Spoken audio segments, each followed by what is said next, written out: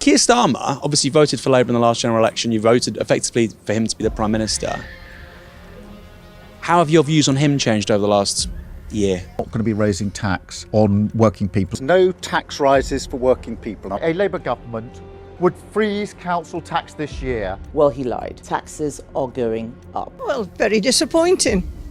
Very disappointing. When he doesn't know what a woman is, that's enough for me. Ahead of Labour, comfortably ahead of the Tories.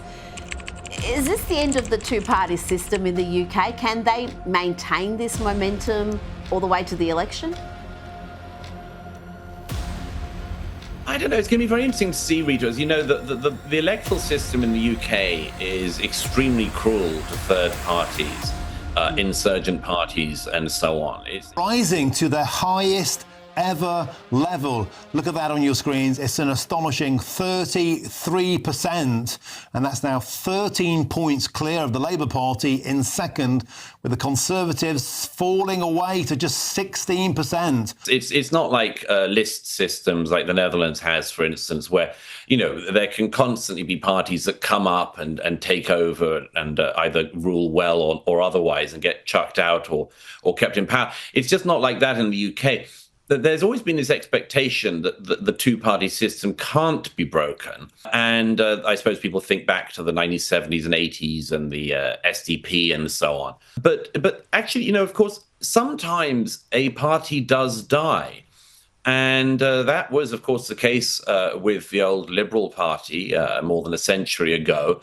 And the Labour Party, the Conservative Party, there's no law of nature that means they have to survive.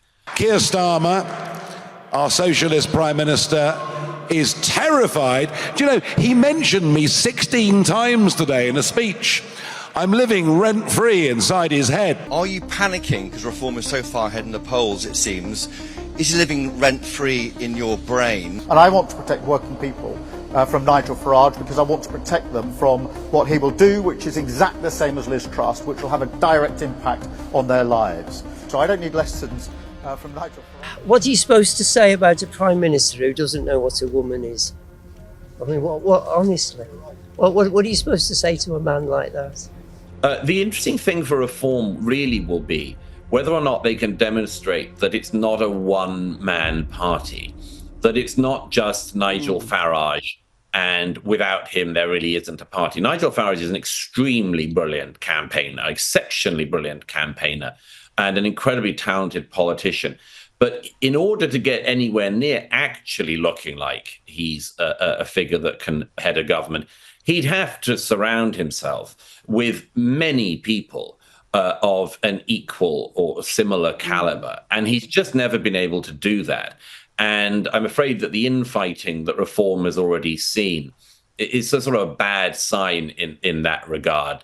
Inevitably, a successful party has to be a kind of coalition, but also just has to have a lot of talent in it. Can Nigel Farage spend the next couple of years building that up? Perhaps. If he does, he's a serious threat to the Labour and Conservative two-party system. If he doesn't, I'm afraid it'll just be another of those strange electoral polling burps that happens usually midway through a very unsuccessful government like this one in the UK. The Tories betrayed, Labour ignored, and now Britain is breaking. Crime up, borders wide open, and no one listening. But Farage is back. Reform is rising. Could this be the moment the silent majority roars and takes the country back for good? Would you give Farage a chance to fix what's already broken?